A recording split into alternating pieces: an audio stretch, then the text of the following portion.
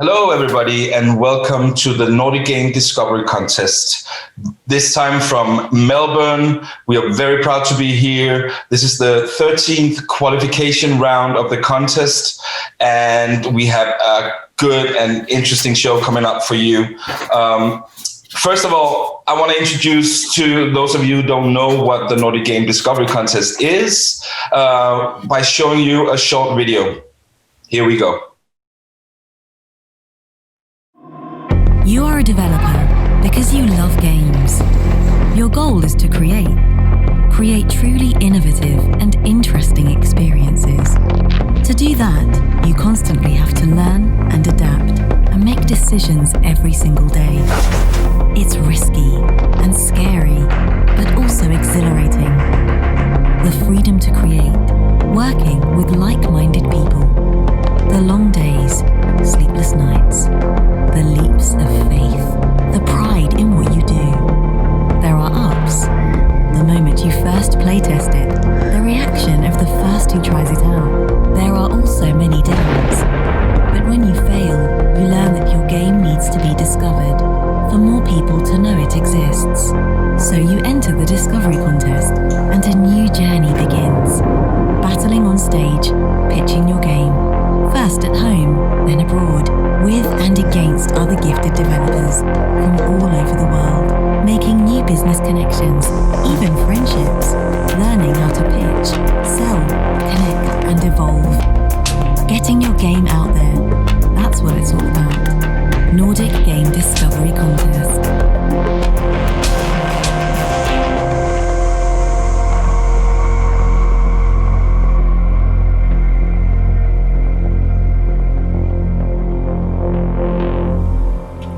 Yes, so I hope you got a little bit of understanding of what we're doing here. We are traveling the world. Well, traveling is maybe exaggerating right now, but we are participating in events all over the world, finding interesting games that needs to be discovered, and bringing them all to the grand final in Sweden at the Nordic Game Conference, which I happen to be the program director of as well. So the basic rules of this contest, let's go through this. Well, we've had a submission process during the past month where developers attending Melbourne Games Week could submit their games. Then a board, the NGDC board, has selected 3 games out of this pool of all very, very interesting games. They selected 3 contestants, and we have those 3 contestants ready here for you today. We have also got a panel of judges, and the judges will judge the contestants throughout a game show divided up into 4 rounds. After each round, they will vote for the game that they think did the best. And in the end, we'll have a winner of this qualifier of the Nordic Game Discovery Contest. So without further ado, let's go on with it. Let's test the rules of the contest a little bit more, diving into each of the rounds. So I think I should have a slide with the rules here. Yes, round 1. This is where you meet the contestants and they show us the game.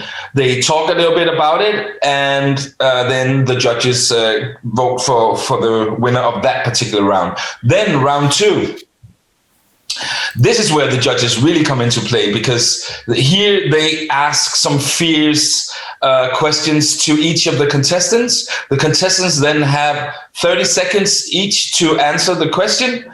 And after that, it's round number 3. This is actually a replicant of the round 2, but it's called round 3 because the questions are a little bit different. Whereas in round 2, it was all about the game and the gameplay. Round 3 is about the reality of the game situation. That means everything that's surrounding the game, the price point, the business plan, and all that jazz. And then in the end, I'm particularly proud of this round. I call it round 4, the final round, because it is the last round. And that is where each contestant has a final chance to sway the judges, to make the judges believe that they should vote for their particular game. So that is the basic rules. And now we are actually ready to meet the judges. So, hello, judges. Are you there? Yes, I can see you loud and clear. First of all, I'm so very, very happy that you are here and helping me out with judging these fine games. Some of you I've seen and met before, some of you haven't. But to make it easy, I'm gonna make you present yourself. So, Kate Edwards, you are judge number 1. Can you tell the audience a little bit about yourself? Yes, hello. And I miss my friends and colleagues in Melbourne. I wish I was there this year. But hi, I'm Kate Edwards. I am the executive director of the Global Game Jam, which you've probably heard about, the world's largest game creation event. I'm also a geographer who has worked in the game industry for over 27 years as doing a culturalization work at Microsoft and a lot of other companies. And I've also just been pretty outspoken on a lot of issues that are facing our industry. Thank you for that, Kate. One important thing that you missed is that you are going to speak at the upcoming Nordic Game 2020 Plus conference in late November in Malmö, Sweden, right? That's right, and I'm very much looking forward to it. Me too. But before I present the next judge, just wanted to ask you one question. What is your favorite Australian-made game ever? Oh, God, that's hard. It might be an easy one, but probably Crossy Road. It's fun. Thank you for that. I will make a note of that and move on to judge number 2. Please say hello to Chris. Chris, who are you? Hi, I'm Chris Natsume. I run a studio called Boomzap Entertainment. We've been making casual games and mobile games for about 15 years now. I've been making games since 1992, I think, so quite a while. I'm now in Yokohama, Japan, where I am trapped thanks to 2020. I'm not allowed to leave this island. So thanks for having me on. This looks like a lot of fun. Thank you so much, Chris. It must be a terrible prison to be on that island. There's nowhere I'd rather be right now. I can understand that. So I have one question for you as well. What is your favorite game from 92? From 1992? Yes. All right. All right. Actually, I'm trying to remember exactly the year.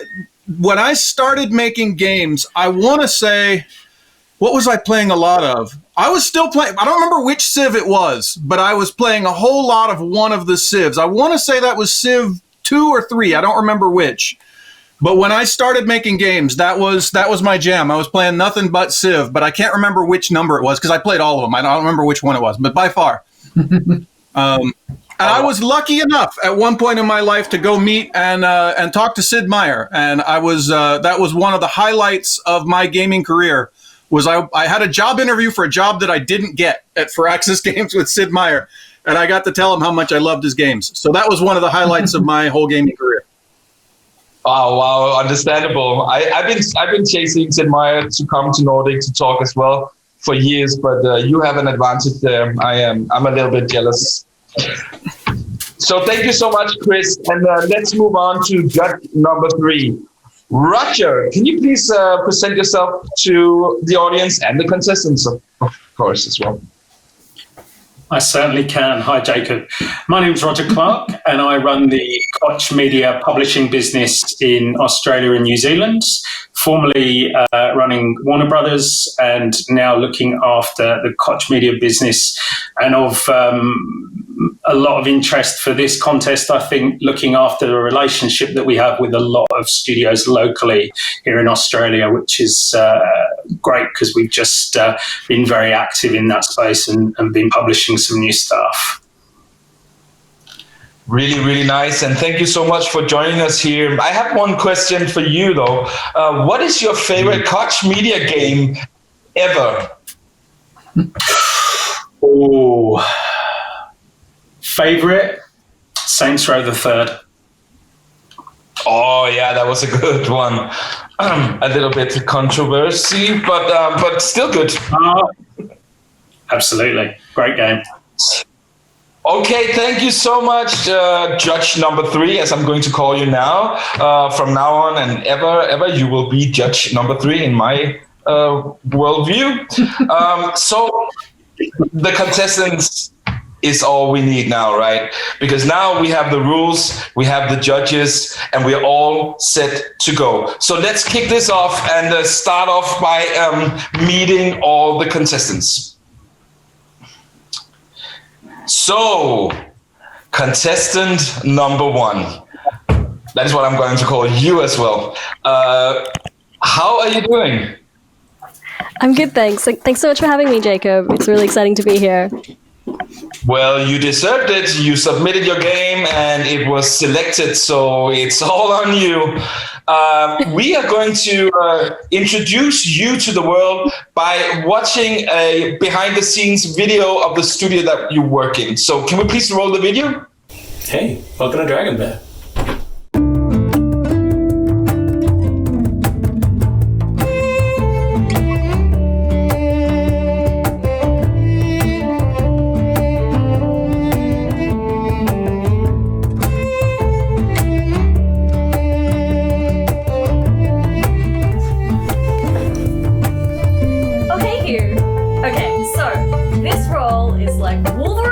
Except you're a dingo shopkeeper.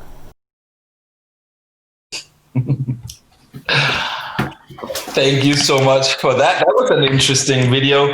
Now you have 30 seconds to just tell us a little bit about what we saw there. If you should describe your studio with one word, what would that be? Punny. Okay, and tell us a little bit more about the studio. Sure. So Dragon Bear Studios is a collective of queer, diverse, and I guess whimsical developers. And we've gathered together to make what we think is the ultimate game, which is all about bringing people together with heartfelt stories and letting them play together, which is, I guess, a great way to have some fun and connect with people. Brilliant. Thank you so much.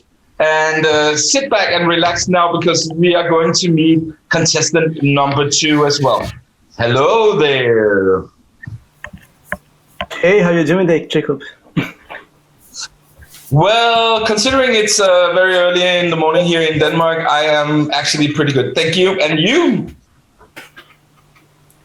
I'm fine. Here is 3:42 a.m. here in Brazil. I'm very far away from there, so I'm up. That's what I can say. That's nice. So let's start off by taking a look at your studio. Can we roll the video, please? Matheus, Hey man, what's up? we have to make a studio tour video for Nordic game. Yeah, but we don't own a studio. We're just like a bunch of people working from their homes. So let's just film ourselves making our thing, and that's it. We can put Marcel, our tech, right? You writing a screenplay, You managing our spreadsheets. the visual effects, the FMV editing, the music, the sound. So that's it, guys. That's how we're working here in Brazil. Thank you for that. Now, people might be a little bit confused, because it says Whisper Interactive from China, and you claim that you are actually from Brazil. Can you please explain this to us in maximum 30 seconds? For sure. Our game was a creation between two companies. They are called Ferrorama Filmes. It's a film company, and Lumiart Studio. It's a game development studio. Swarm of Tijuana is created by both of these companies, so the game, there's a lot of cinematographic style in it, but Whisper Games, it's our publisher, right there from China, so that's why it was enrolled in that conquers by China. But we are here in Brazil, so 3:40 a.m. and working from our homes because we have one of the worst governments in the world in the midst of a pandemic. So we are not allowed to leave our homes. Thank you so much, and good you had a statement in there already. That's nice. If you should describe your studio with just one word, what would that word be? Passion, for sure. We are very passionate about film and about games and about our game. Thank you so much, contestant number 2. And now we are going to take a look at contestant number 3. Anybody out there? Yes. Hello, contestant number 3. How are you doing today? All right, it's a pleasure to be here. An honor to be selected. Great stuff. Let's jump right into your behind-the-scenes video and see where you are coming from.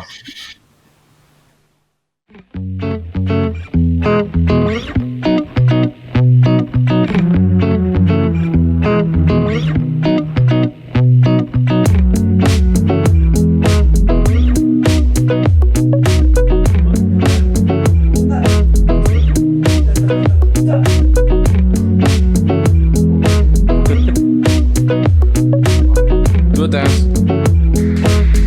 Yeah, that's cool.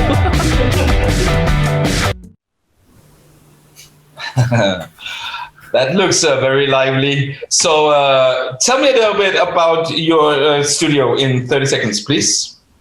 Yep. So the studio is basically, you say it's a studio, but it's basically a two-person team working on a game. So it's actually me and my brother. And what you see on the video is some friends and colleagues coming visiting us to try out our demos at a very early stage. And yeah, I think that's probably the main takeaway. Is that why your studio is called LNL? Because it's actually your last name. Yeah. LNL? Yeah, I think you're very bright at picking it up. Yes, that's exactly why it's LNL. Yes.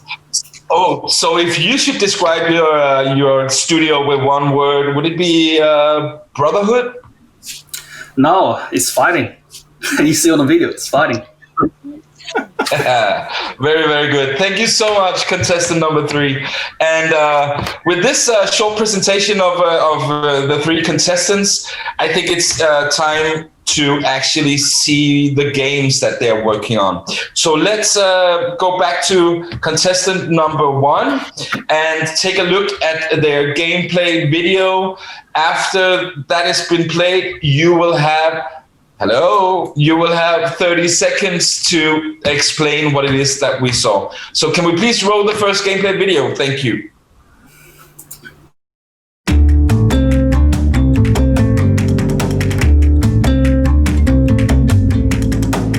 Enchanted is a co-op adventure where you discover magical potions, serve otherworldly guests, and pacify monsters.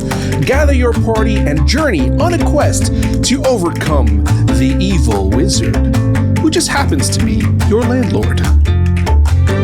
Running a magical inn can keep you busy every day and every night. During the day, work as a team to cook food, brew magical potions, and serve your customers. Just remember to watch out for those pesky monsters, or they'll scare the guests away. At night, make meaningful choices to impact the future of your inn. Do you unlock the secrets of alchemy, or revive the spirits of the land through music? Can you work together and save this magical inn?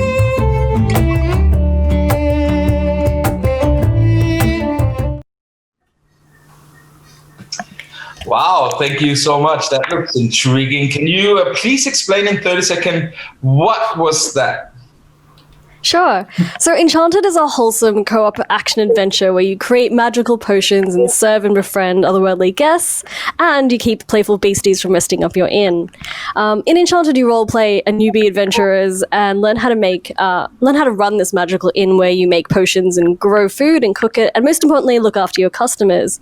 It's made for everyone to play, whether you want to play as a management mastermind by yourself or with a co-op party experience with your friends and family. It's an easy and accessible casual game to pick up and play, filled with intriguing stories, choices, humor, and an evil wizard who's your landlord, which I think a lot of people can sometimes relate with.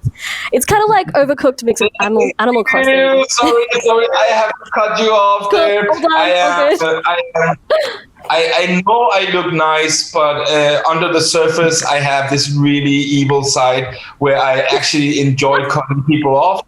And because of giving all the contestants a fair chance, I have to stick with a 30-second loft here. So thank you for the description.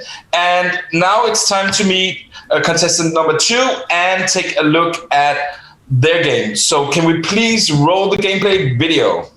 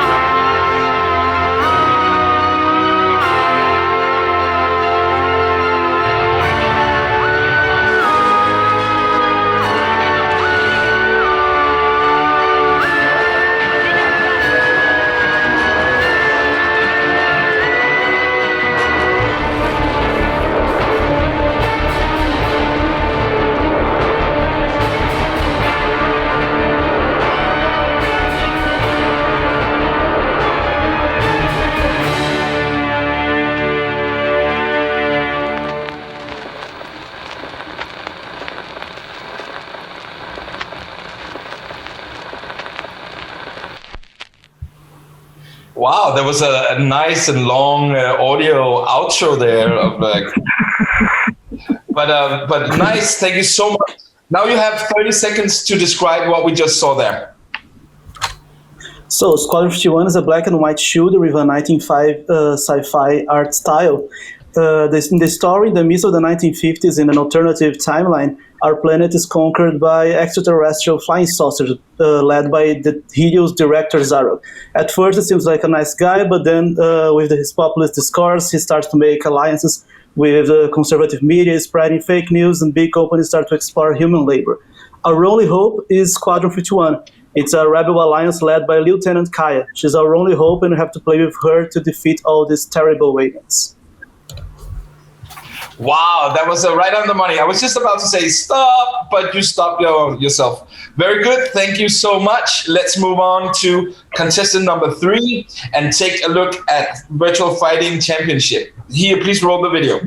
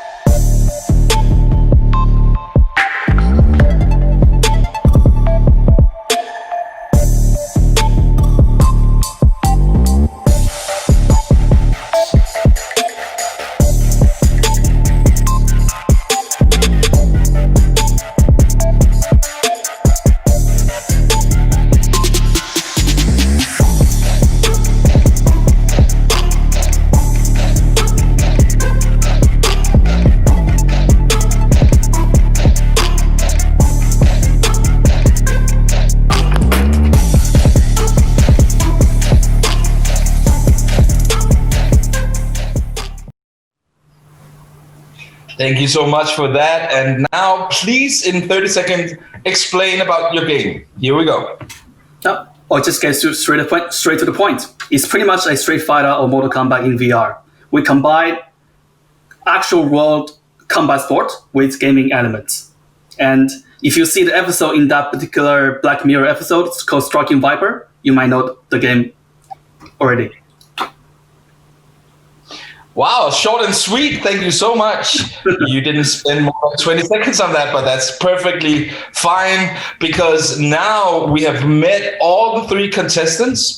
We've taken a look at the studios and we've also seen the games. So now is one of the peaks of this contest because this is where the judges come into play. Now, you judges, you have to vote for which game you think did best in this first round. We saw the studio, we saw the game, we heard about it. But then now is the time. I have asked the judges to be creative and actually draw some very nice signs. I know they've been working for this the past 24 hours non-stop creating these signs. So I'm very, very, very excited to see them. This is how it goes down. I will say, show us your game and do a countdown, and then you show us the studio you think did that. Are you ready for this, judges? Okay. Okay. 3, 2, 1. Show us the game.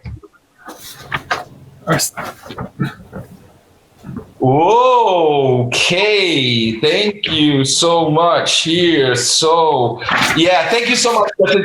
And by the way, very nice sign. Look amazing.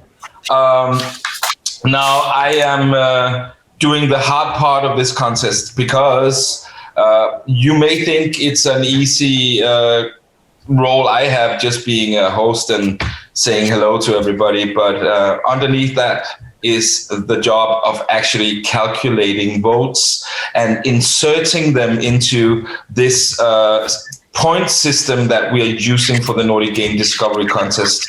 This point system is very complicated, so I might need a little bit of music while I'll calculate and find the winner of this round. Can I get some continued music? Oh yeah. Okay, let me see. There you go with that one. Yes. Whew, it's not an easy job with all those votes and all this, but I think I have a result ready now. Yes, actually I do. So, after this first round, we have a game who takes the lead, and it is contestant number 2 with Squadron 51. Can you hear the audience cheer? At least I can inside my head, but that's another story. I won't go into details with that. But good job for this first round. Now we are ready to enter round number 2.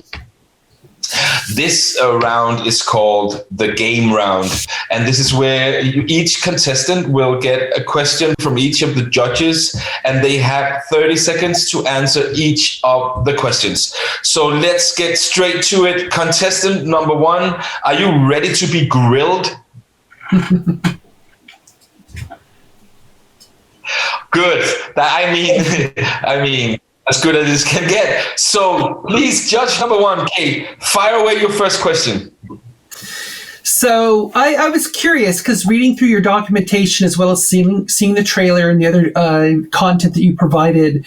So the game it's a really interesting mix of, I know it has some Western fantasy archetypes, but also you emphasize a lot of the indigenous influences. So I'm curious, what was the original vision you were striving for as far as what the greater influence on the design of the game was? Was it more the kind of the Western fantasy aspects or the indigenous aspects? And are you happy with how those got melded together? Thank you for that. So it's definitely heavily inspired by Australian Aboriginal fantasy and mythology. So that's a big part of it. But also we wanted to showcase that it's a world of magic. There are portals. There's an element of globalization in there. So there are some characters that are from other places in the world, which is why I guess it has more wider appeal, because you can be from anywhere and relate to the characters in the game, if that makes sense. So... Mm-hmm. Perfect. Thank you. Thank you for the answer. And on to judge number 2. Can you please bring out your question? Yeah, I would like to ask you, if I were to hypothetically reach out into the universe and grab hold of one of your users at random, and that was a relatively common user for your game, can you express to me, who is that person? Who's playing this game? Who loves your game? Of course. So I think this persona might be a woman. Perhaps they might be 30 to 35. They live with their partner and they have a cat. They love games like Animal Crossing and Overcooked, and just like also games that allow them to do task management things and time management. And they also like to chill with other games that are a bit more relaxing.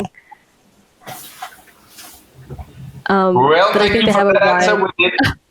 Yeah. You're testing the boundaries here of time limit, but it's all good. Thank you for that answer. And let's move on to Roger. You have a question too. I do. I'm intrigued. Perhaps you could kind of talk me through.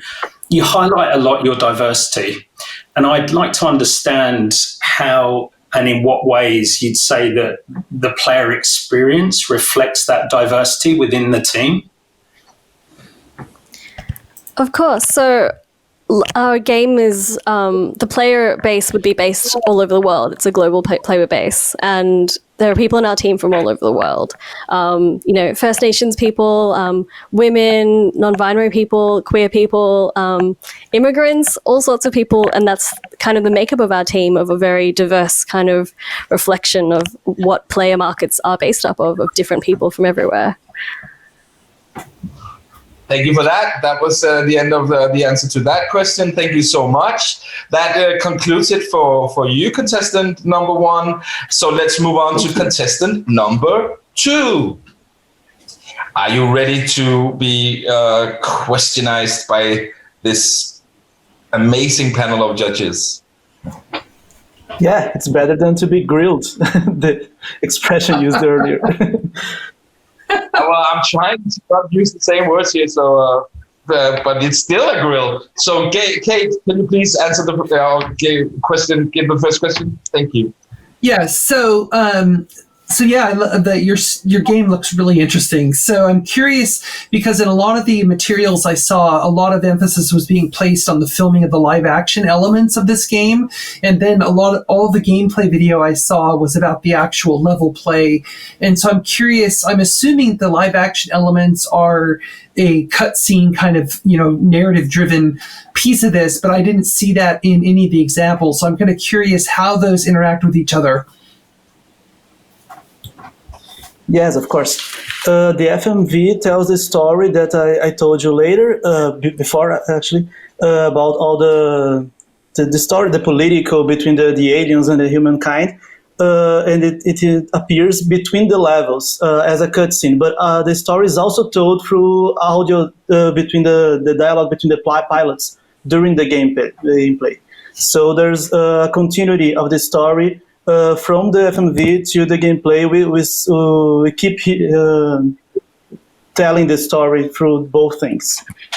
Mm-hmm. That's the main idea. Okay. Time's up. Thank you. And then judge number 2, your question? I'm going to be really simple. There are other games I've seen that look a lot like this. Why is yours better? What's cool about your game that makes it different from other games I've seen with similar gameplay? Why is your game good or better? Well, I think it's a very unique game because it's a mixture between a film company and a game developing company. So we have a cinematographer, we have a production designer coming from film. So there's a lot of people exchanging ideas and experiences. I myself am a screenwriter and a film director. It's the first time I'm adventuring into the universe of video games. So I'm learning a lot. It's been a wild adventure. So everybody is very passionate about what each one is doing. The game developer, the original game developer, Marcio Rosa, is very passionate about films as well, though he works with games. So we are always exchanging ideas between two art forms that are a lot alike each other, but not always are working together. Thank you for that. Exceeded the time limit a little bit, but I was kind this time around. Thank you so much for that answer. And on to Roger, please. So thinking about the intriguing live action and game mix across the game, can you tell me, please, what are the game and the film that you would call the key inspirations for the creation of your vision as a team? Yes, of course. Our main influences were the 1950s sci-fi films, the B-movies, mainly by Ed Wood, like Plan 9 from Outer Space, but also War of the Worlds, the Day the Earth Stood Still, Invasion of the Body Snatchers. It came from outer space. So we have a lot of reference from this era, but also in the gameplay we have the reference from the 1990s, like for instance Gradius, Thunder Force, and Cinemora. So all these shooters that give these nostalgic feelings. We make an encounter between the 1950s sci-fi and the 1990s shooters. Thank you for that. Time's up. Thank you so much for answering that. And that concludes it for contestant number 2. Let's move on to contestant number 3. Please be ready to meet the judges. So there you are. Kate, please. Okay. So I'm curious, given that this game is played in VR and watching the gameplay video, it's like obviously very vigorous. It is quite a workout, and you present it as that way. I'm curious, on average, like, do you know how long most people play your game? How long do they actually stay in a session? And do you think that might be an issue with retention of players? Yeah, so with retention of players, definitely it is an issue. In regards to your first question, usually our typical player will play about 3 to 4 games with another player consecutively. So that comes to about 20 minutes of gameplay. And because the game is positioned as a combat sport and fitness game, you can't expect your player to play hours and hours. That is just a setting. You can't really battle against that. So this is something that we have to work with, not work around, I think. Yeah. Thank you so much. Time's up. Thank you for that answer. And on to judge number 2 and your question. So watching the videos, as Kate says, this is quite vigorous activity. I would imagine a whole lot of kicking of coffee tables and destruction of ceramics in the house and that sort of thing takes place. How do you deal with that? How do we set up the player so that he doesn't destroy his house or hurt himself when he plays this game? Yeah, so this is not only a problem. So, destroying things in a house you're right. But this problem is not a specific problem to our game, but it's a problem to a whole VR gaming as a whole. And that actually requires players to actually be diligent about clearing up the surroundings before they start up a VR session. And that, I think, is a whole industry effort that we also need to encourage players to be careful about their surroundings. Don't be close to a screen. Don't be close to a glass of milk or whatever, a beer, and this is something that we as a VR developer has to work alongside other developers to push the narrative for VR players as a whole industry, I think. Thank you so much. Time's up. Don't be close to your mom when you play this game. So, next question from Roger.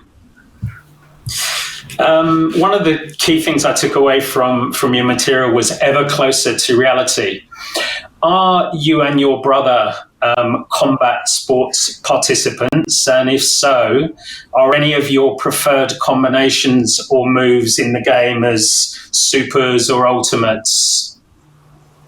Yeah, so me and brother are both amateur level at best. But we do watch a lot of combat sports as a hobby. And also our family background is actually come from a martial art background. So my father is actually a national athlete in China, back in China, of course, for martial arts.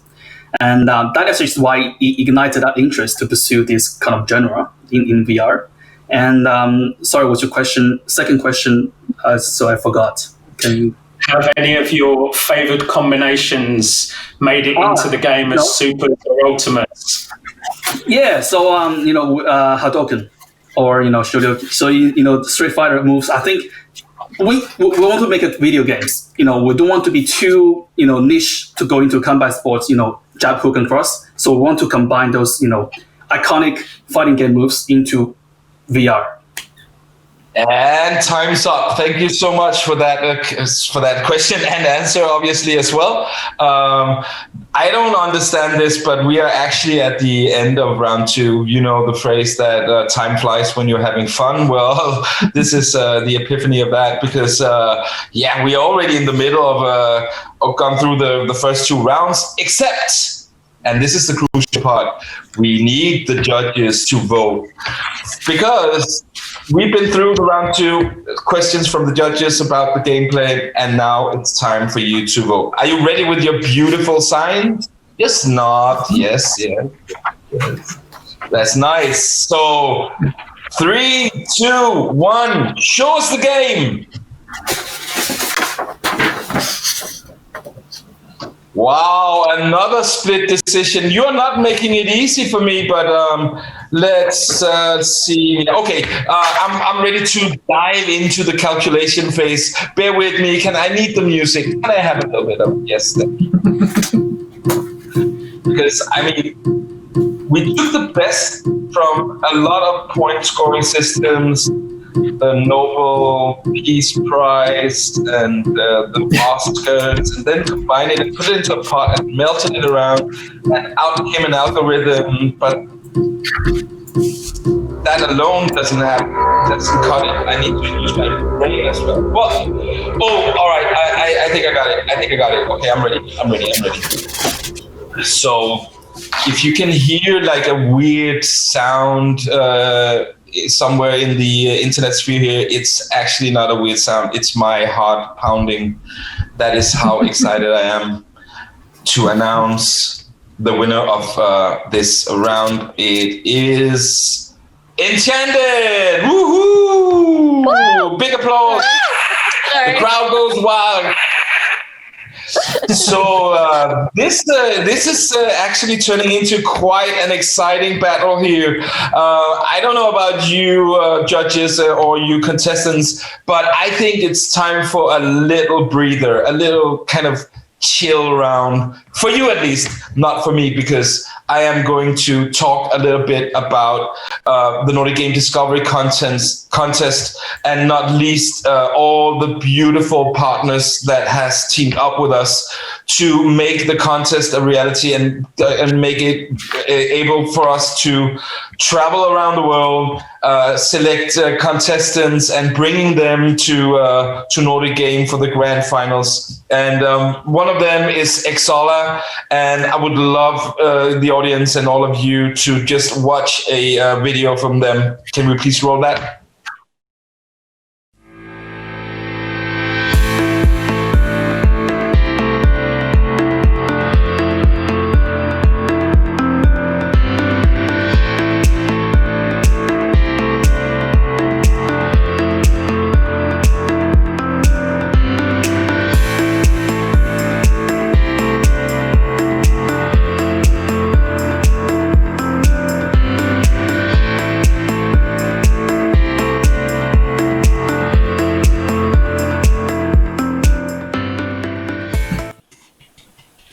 Yeah, thank you so much, Exola. We love you. And actually, for the contestants and anybody out there, if you are interested in Exola services, which is quite an interesting selection, then you should visit them, or obviously contact me if you cannot find the way into them. And that is not the only partner. Obviously, we have a lot of other partners. One of them is a favorite publisher of mine.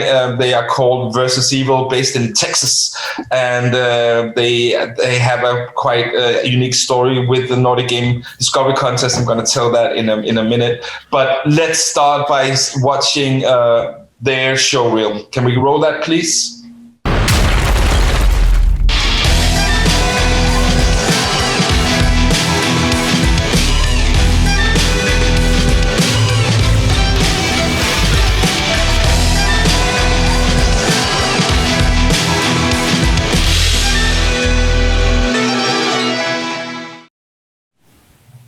Thank you so much for that. Versus Evil, they have a place in my heart I cannot describe otherwise in other ways, because when we started out doing the Nordic Game Discovery Contest, we were in season 2, and we were at the grand finals in Malmo at Nordic Game, and Versus Evil was there, and they watched the final battle between 3 studios, and in the end, it was a Romanian game called Yaga that finally won the whole shebang. And Versus Evil was so impressed with their performance, with their pitching, with their live battling on stage, that they actually signed Yaga as a game. and that game was distributed and published, I think, late last year, and it's doing fine now on Steam and so forth. So to me, it's a great testament that it really matters to be a studio and be part of the contest. You really have a great chance of giving your game attention. So I just want to shout out to anyone out there who's considering, yes, you should join the Nordic Game Discovery Contest and submit your games. It's a great chance of getting noticed out there in the big market of video games. So thank you so much. And after that, obviously, Versus Evil jumped on board and has now been a partner for the past 2 seasons. And we really appreciate that. So big applause to them as well. And then I'm going to talk a little bit more about the contest in terms of the qualifiers. So this is the first time we're here in Melbourne. We're really, really happy. I want to say thank you, Fran and V, for having us. It's great. Obviously, I would have loved it even more if I was actually in Melbourne now, but that's unfortunately not possible, as you know. But the internet is quite okay, I guess, for that as well. So the tour plan, you just saw it there briefly. We started out actually a long time ago now in June in Brazil and worked our way through the world. Then Corona, we were supposed to do the grand finals in May last year, but because of the Corona, we couldn't do that. So we extended this season even more into this year as well. And here we are in Melbourne. Later on, I'm flying off to Madrid and eventually at their play in Bucharest. And just an important note, we just announced our wildcard submission as well. This is if you are not attending any of the events on our tour plan, you can still submit your game. And if you are lucky, you will earn a seat through the wildcard. So please visit nordicgame.com if you want more info about that. Obviously, you can also contact me directly. My name is Jacob, and my email address is jacob@nordicgame.com.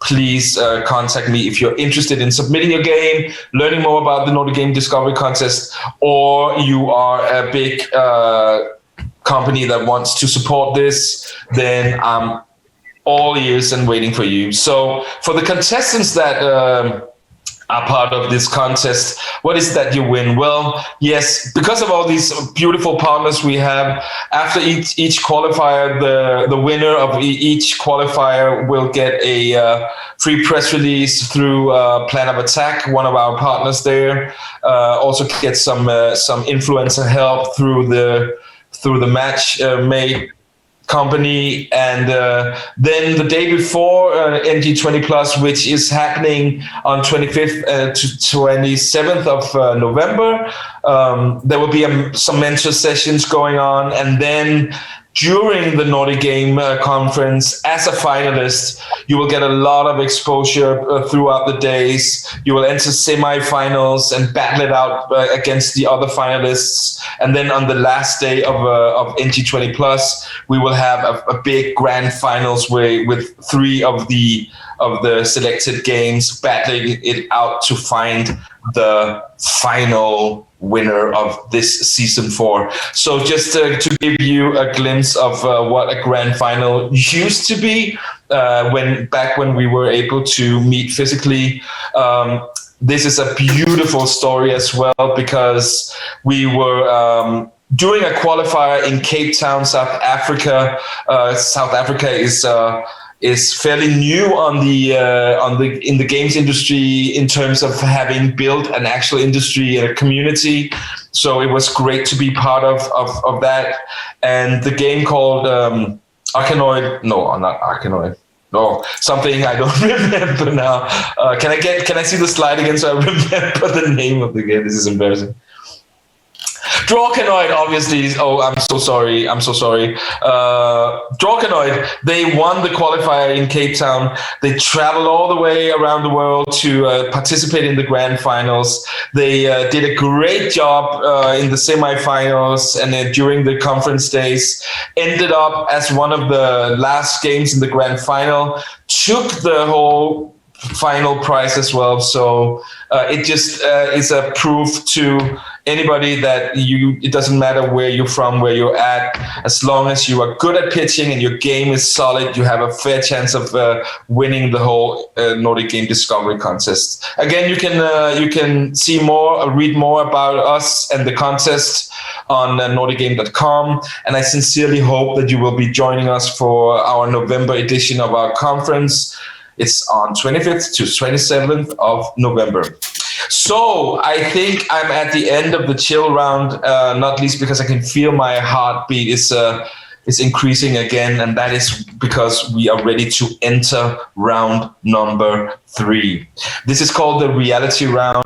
It's where the judges ask questions to the contestants again, but this time with questions regarding the surroundings of the game, the business plan, whatever you have come up with, judges. So let's dive into it. Contestant number 1, be ready again, because here comes question number 1 from the judge number 1. Please go ahead, Kate. Okay, so one thing that was really obvious is in seeing the materials around your game and around your teams that you seem to have a really tight-knit creative group that get along really well together. So how do you see that being changed if, for example, the game becomes successful and you do like another game and your team grows and grows? So how do you see, how are you going to maintain the culture that you have now? I'm curious about if you've thought about that.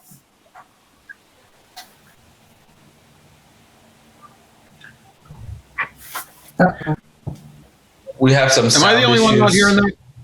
We cannot hear you. Oh, I'm so sorry. Can I start again? I was saying Obviously. thank you. Okay, so I think the 3 most important things is that we make a team whose culture and the people in it are happy, healthy, and relaxed and safe.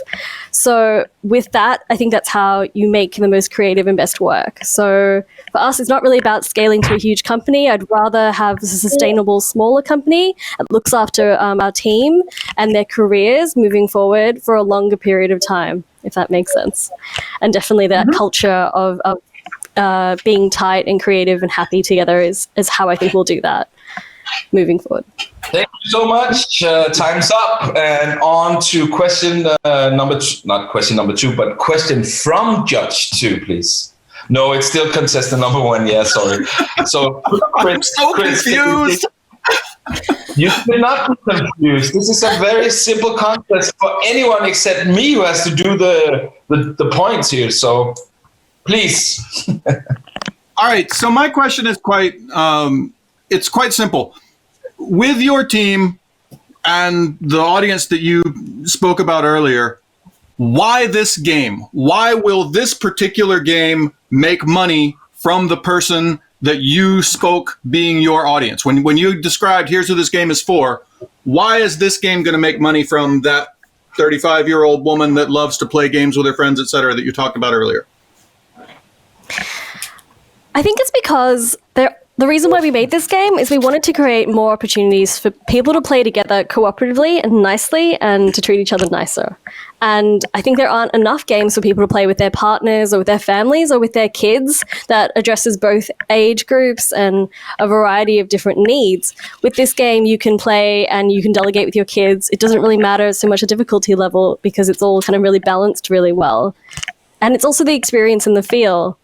They want to have this fantasy adventure where they get to run their own inn. And for a lot of people, that's a really compelling thing, particularly in a COVID world, and to connect with their friends online.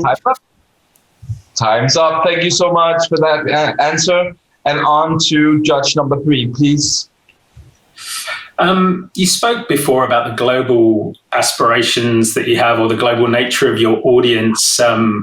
Can you talk a little bit just about your plan for community and your plan for really getting the word out there about your game and sharing it on that global stage? Sure, thanks. So we've engaged a strategy of attending a lot of events internationally. We've built appeal into our game, and we're trying to do different types of discovery methods within the game development process. So we've been selected as a PAX Indie Showcase Special, and lots of people are starting to play the game now and engage with the demo.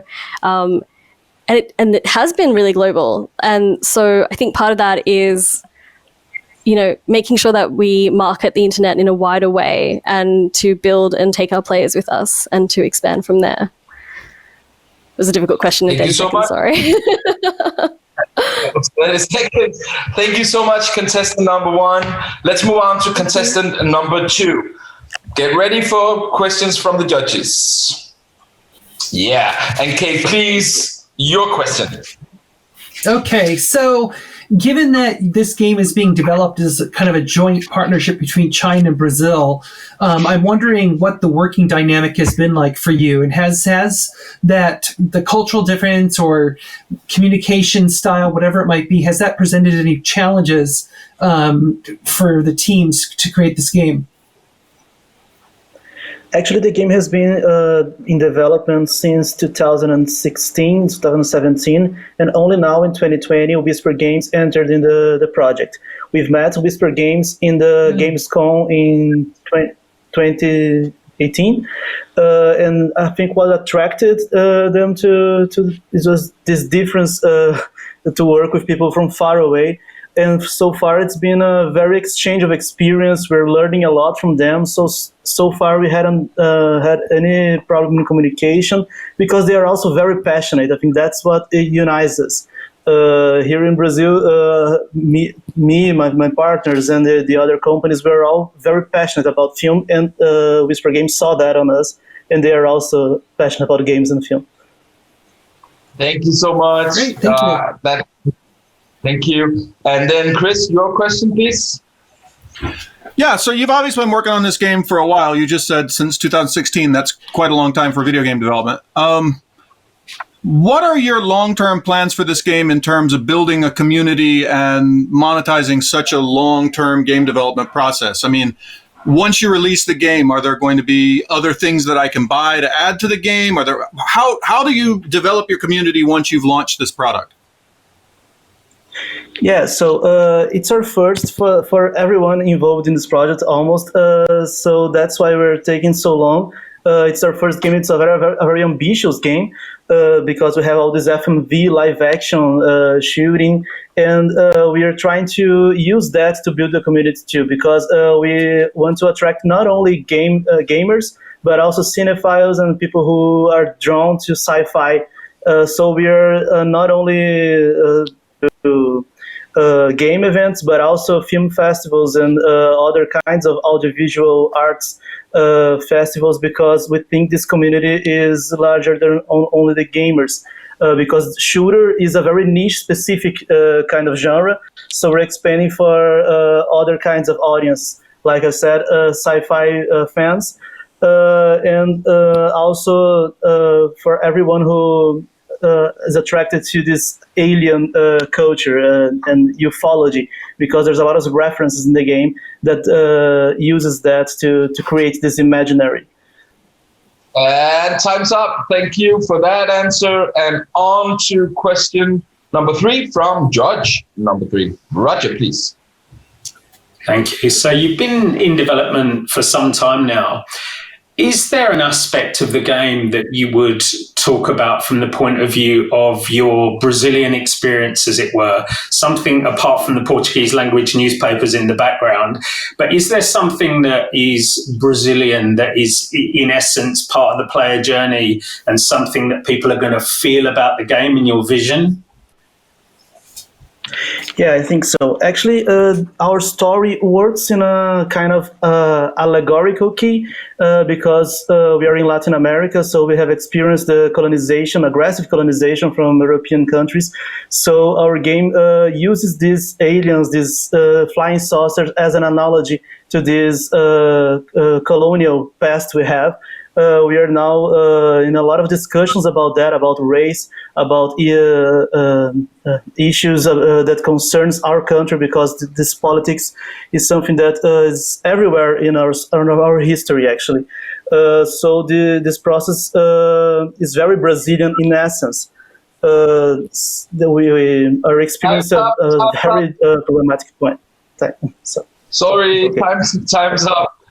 Thank you. You could talk on forever, but we have to conclude it here and move on to contestant number 3 for the round of questions from the judges. So please go ahead, judge number 1. Okay, so I'm curious, given that you've chosen VR as your platform, what is your plan B? Because we know that VR, while there's good signs that it's kind of picking up a little bit, I mean, thanks to Oculus Quest and some other factors, but how do you see this moving forward, the kind of adoption you're hoping for in VR? Yeah. So VR as a medium in the consumer market, as you rightly pointed out, is quite slow. It's a slow growth process. So our plan B, or actually a parallel plan rather than plan B, is actually going towards to actual venues and sites. Obviously, with COVID, that's another story. But the vision is to have this software. It is a game now, but we can turn it into another a combat training software to facilitate gyms, combat venues, schools, academies around the world in the field of martial art, combat sport, and even just fitness training. So that is another road that we take with this technology, and the game is one of the version of iterations of the product. Okay, thank you so much. And on to judge number 2 and your question. Yeah, I'm curious if you have any plan in place for putting together a network for esports and getting this game involved with the growing world of esports. Is there any sort of business plan in place for how you might address that? Yeah, so there is a vision that obviously esport and what we do is a natural pathway. It's like it's what we're building towards ultimately. And but it's in my personal vision that esport is something that you have to have a healthy player pool to begin with. You can't really force a esports thing to grow out of nothing. So as part of the business plan to go towards that direction, we first have to really popularize the concept of this VR fighting esport. And we'll try to accrue player base, accrue popularity, and even awareness amongst crowds. And then the next step is to build a community of competitions, and thus esports. Thank you so much. Time's up. And on to the last question from Roger, please. So, in terms of development for VR, what would you characterize as the single most challenging aspect of developing for VR? And given you are a very small team of 2, how have you dealt with that challenge? Yeah, so I think in terms of development for VR, one of the biggest challenge is the size of the consumer group that you're dealing with. In traditional gaming, either mobile or PC or console, you have a very healthy player pools to either test your game, provide you with the feedback, and even obviously the sales in the end. But for VR, because it's such a niche market as of right now, in terms of getting even a healthy amount of testers for your game to provide legitimate feedback in your development route is a challenge compared to relatively. So I would say, if you ask me, the biggest challenge, that will be the problem, the size of the available consumer group. Time's up. Thank you so much for that answer. And that concludes it for round number 3. At least the answers from the contestants, but my favorite part still remains, and that is to get the votes out of the judges. Once again, they can show us some signs they've been working on. And are you ready, Jesus? Yes, you are. I'm going to do a countdown. 3, 2, 1. Show us the game. Wow, this is I'm lost for words. This is so incredibly interesting with split decisions all the time. It means that I have to go into calculation mode again. Can I please have some music? Yeah, there it is. It makes my brain works much better when I have music, and I have to give the so here we go. Second done. Yes, I'm getting faster by the minute here. Actually, I'm ready to announce it now. And the music fades away. And so after round 3, the game in the lead is Enchanted. The crowd goes wild. Yeah. Yeah, woohoo! And congratulations with that leading position, but nothing is concluded yet, because even if you're ahead, every contestant still has a chance of actually stealing the seat for the grand finals of the Nordic Game Discovery Contest, and they can do that through the final round. I'm so proud of the name Final, because it is the last round, and this is where each contestant can try to sway the judges with a piece of material. When we did it physically, actually it could be online as well. You can opt for doing a dance or I don't know, juggling with fire or something, or even mime. But all contestants here has opted on submitting a piece of video that they want to show us. And it goes like this. First, we see the piece that you have shown us, and then you have 30 seconds to explain or to emphasize what it is that you think will sway the judges here. So let's bring it on. Are you ready, contestants? How do you feel? Do you feel nervous? Yes, I feel nervous. A little bit, yeah. Good. You should, because it's nerve-wracking for me as well. So with the pulse up here, we are ready to see contestant number 1. Can we please roll your final chance video? Let's go. The cool characters and concepts and mechanics that are happening. Fantasy and indigenous culture. I kind of haven't really seen that before, and it's coming to fruition in really exciting ways. It is heavily influenced by Australian culture, plants and animals, because while working on this, I'm actually learning a lot about my own country that I didn't actually know before. I really get excited about the art style, the juxtaposition of indigenous culture and beautiful wildlife in this country. Okay, thank you for that. And now here's your 30 seconds to do your thing. Let's go. Okay, thanks so much. I think Enchanted will go really well in the worldwide market, especially now in a pandemic situation where people are really hungering for opportunities to connect with their friends and family. And as our game is an online remote connect multiplayer, it will connect families and kids from all different countries across the world. Additionally, it's just a really fun party game as well that you can play and have these experiences with your different friends and find how to, run the magical inn. Play by yourself and your friends. Okay, thank you. Thank you so much for that. And let's move on to contestant number 2 and the material that you have sent us. Let's see it.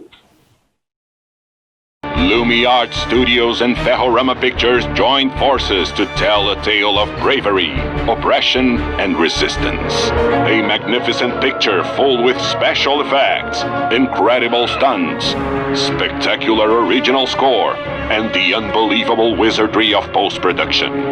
In full stereophonic sound and glorious black and white.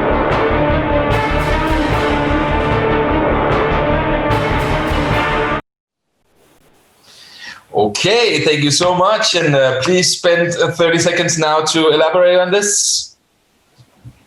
So as you can see in our final chance material, we put together a wonderful team of artists from filmmaking, computer graphics, makeup effects, sound design, and the most wonderful and diverse team of actors here in our state, all to tell a story of survival that mankind has never seen before.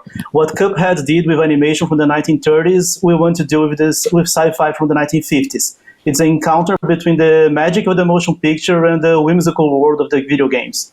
and I hope you liked it. Thank you so much. Right on the money time-wise. So we can move on to contestant number 3 and take a look at the material that you send in.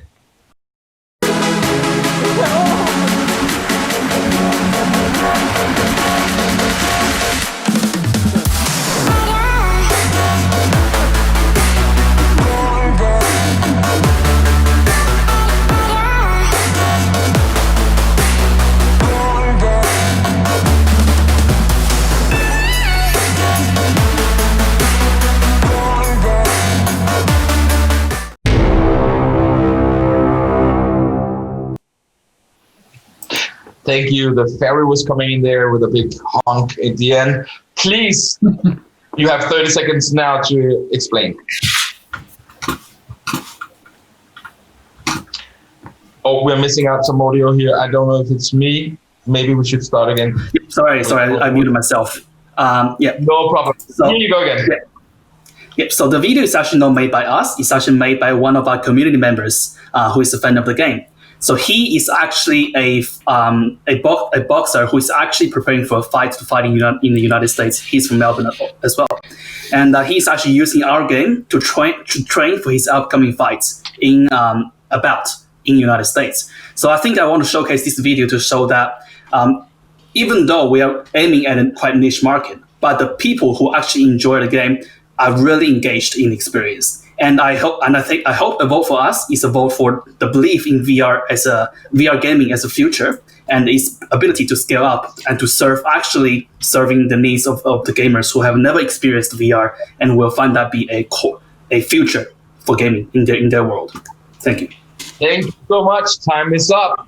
And with these concluding words, we are almost at the end here. Now we're going to say hello to the judges again. Are you there with me?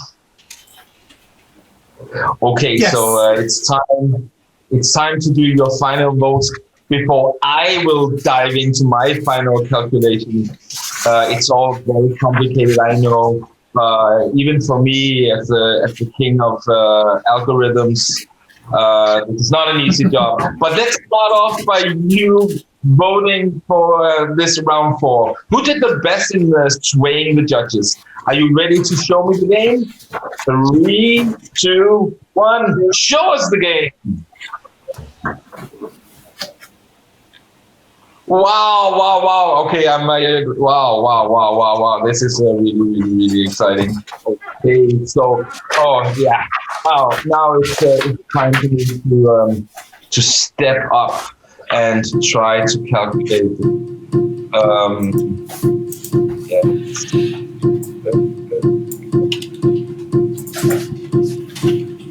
Very complicated,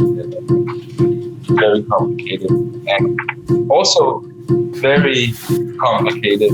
So complicated plus complicated minus complicated but plus complicated, it makes very complicated. But yeah, I did it.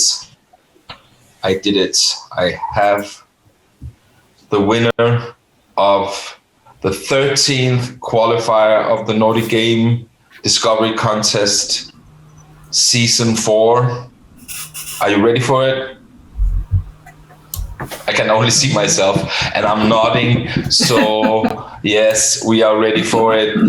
The winner is Enchanted! And I have created fireworks. Let's see the fireworks. There it is. What? Yes, that sounded like a tambourine cork riding into the, I don't know. But congratulations. Thank you so much. Thank you, everyone. You won the qualifier. You will be obviously contacted directly by the biz dev director of Nordic Game, Teddy, who will tell you all about the next steps. You will also have earned a seat in the grand finals, and that will mean that I will get to meet you again in late November. You will get all the info about that as well in as soon as possible, basically. And this actually concludes it. I want to thank all the contestants. You did a marvelous job. Thank you so much for participating. Remember, this is not the last chance you will have. We have just announced the wildcard submissions, and you are elite to join that as well. You find all the info on nordicgame.com. Thank you so much to the judges. You did a great job with some really nice signs and background effects and staying up all night. And I just wanted to say thank you so much for helping me out here. It means a lot to me and to us. And lastly, thank you to Fran and me and Aaron for doing the production here. You did a wonderful job. And thank you, everybody out there watching this. And hope to see you again soon. Bye-bye.